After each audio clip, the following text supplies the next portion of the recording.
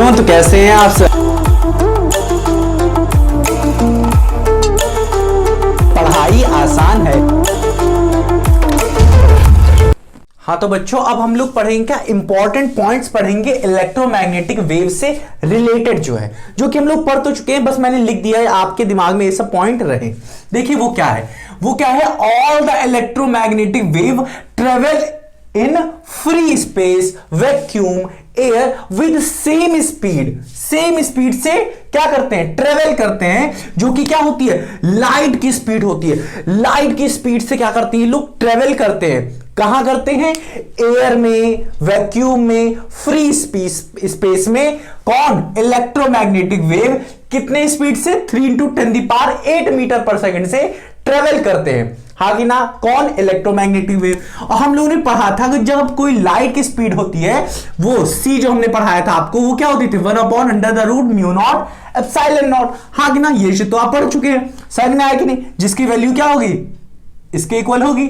हाँ कि ना। अब दूसरा पॉइंट पढ़ते हैं कि अगर कोई अलग मीडियम है, हाँ कि ना, फ्री स्पेस वैक्यूम एयर ना होगे, मान लेते हैं हम कोई अदर मीडियम है, कोई जैसे कोई मटेरियल मीडियम है, उसके लिए जो इलेक्ट्रोमैग्नेटिक वेव की जो स्पीड होगी, जिस स्पीड से ट्रेवल करेगी, वो क्या होगी, कोई v स्पीड होगी। और इसी v स्पीड को इन्होंने 1/√μm और एप्सिलॉन m से दिखाया। हाँ कि ना, क्योंकि यहां पे म्यू नॉट किसके लिए लगता था और एप्सिलॉन नॉट किसके लिए लगता था, फ्री स्पेस के लिए और वैक्यूम के लिए और एयर के लिए।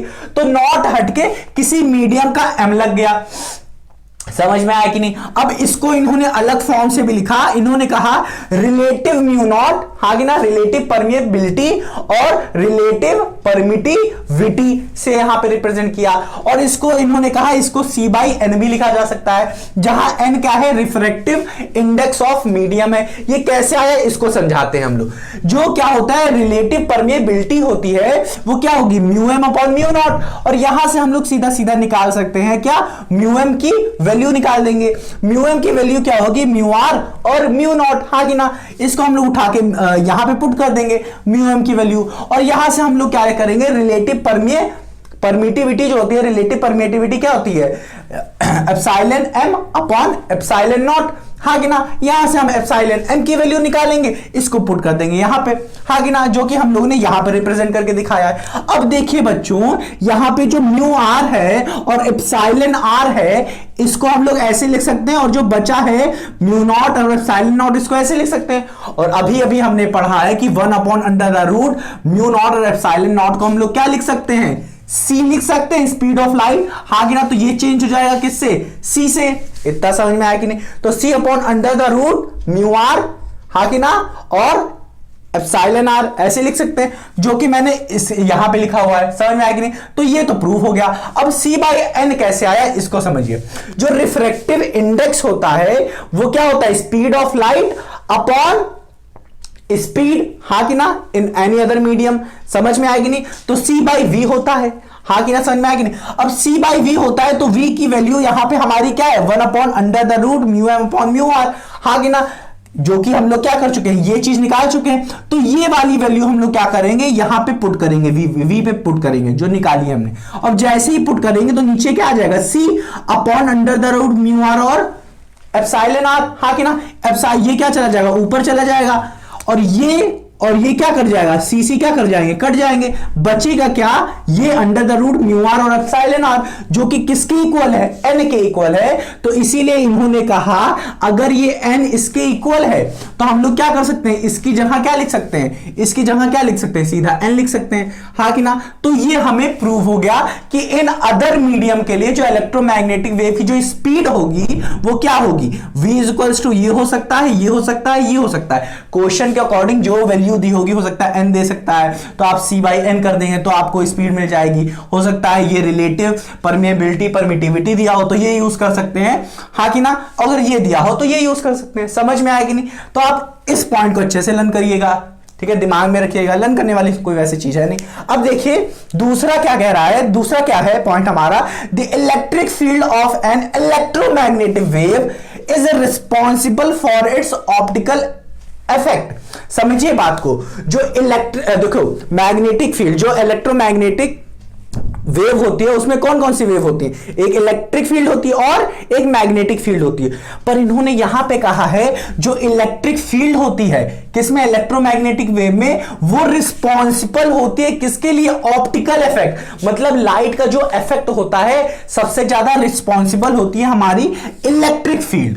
क्यों, यहां से देखिए हम लोगों ने पढ़ के रखा है क्या, E naught upon B naught, हाँ कि ना, मतलब एम्पलीट्यूड जो होता है, जो एम्पलीट्यूड होगा, एम्पलीट्यूड ऑफ क्या, इलेक्ट्रिक फील्ड अपॉन क्या, एम्पलीट्यूड ऑफ मैग्नेटिक फील्ड का जो रेशियो होता है वो किसके इक्वल होगा, सी के। अब यहां से अगर आप E नॉट की वैल्यू निकालें, हाँ कि ना, वो क्या आएगा, C इंटू बी नॉट, और C की वैल्यू क्या होता है 3 into 10⁸ times of B naught, E naught की वैल्यू आ रही है। इसका मतलब क्या हुआ, जो E नॉट है वो मच मच मच मच बहुत ज्यादा ग्रेटर है, ग्रेटर देन किससे है, बी नॉट से, हाँ कि ना, बी नॉट से क्या है, ये ग्रेटर है। इसीलिए कहा गया क्या कि जो इलेक्ट्रिक फील्ड है वो इलेक्ट्रोमैग्नेटिक वेव के लिए, electromagnetic wave is responsible for optical effect, क्योंकि इसकी क्या होती है, वैल्यू ज्यादा होती है। समझ में आया कि नहीं, क्योंकि E naught is greater than B naught. समझ में आया कि नहीं, क्यों, क्योंकि इलेक्ट्रिक फील्ड की वैल्यू ज्यादा होती है, इसीलिए क्या होता है, इलेक्ट्रोमैग्नेटिक वेव रिस्पॉन्सिबल होता है किसके लिए, ऑप्टिकल इफेक्ट। यहां पे लिख लीजिए जो लाइट का इफेक्ट होता है, लाइट के लिए, लाइट इफेक्ट के लिए रिस्पॉन्सिबल होती है। अब तीसरा पॉइंट देखते हैं बच्चों, इन्होंने कहा है electromagnetic wave transport linear momentum as they travel through space, हाँ कि ना। अभी अभी मैंने आपको बताया था कि जो इलेक्ट्रोमैग्नेटिक वेव होती हैं उसमें क्या होता है, मोमेंटम होता है, बताया था कि नहीं। तो वही चीज उन्होंने कहा है कि जो इलेक्ट्रोमैग्नेटिक वेव होती हैं वो transport linear momentum as they travel through space, अगर स्पेस में वो ट्रेवल कर रही हैं तो उनमें क्या होगा, एक मोमेंटम होगा। समझ में आया, जो कि क्या है, लीनियर मोमेंटम होगा उनमें। समझ में आ रहा है कि नहीं। चौथा पॉइंट है बच्चों, electromagnetic wave obey the principal of superposition, they show the propagation of क्या, रिफ्लेक्शन, रिफ्रैक्शन, इंटरफेरेंस, डिफ्रैक्शन और पोलराइजेशन। समझ में आया। सुपरपोजिशन क्या है, यहां पे क्या रहा है कि ये जो इलेक्ट्रोमैग्नेटिक वेव होती हैं ये सुपरपोजिशन को ओबे करती हैं। इसका मतलब आप लोगों ने पढ़ा होगा पर मैं बताता हूं। देखिए बच्चों, अगर हम लोग मान लेते हैं कोई मीडियम है और उसमें एक वेव ट्रेवल कर रही है, हाँ कि ना, साथ ही साथ अगर इस पॉइंट को हम लोग मान लेते हैं कोई R पॉइंट है, N पॉइंट मान लीजिए, X पॉइंट मान लीजिए, P पॉइंट मान लीजिए, कोई भी, तो एक इलेक्ट्रोमैग्नेटिक वेव मैं मान लेता हूं, कोई इलेक्ट्रोमैग्नेटिक वेव जो है वो इवन कोई यहां पे ट्रेवल कर रही है, हाँ कि ना, ये यहां पे आई एक, और इसी के साथ साथ कोई एक दूसरी वेव भी ट्रेवल करते हुए यहां पे आई।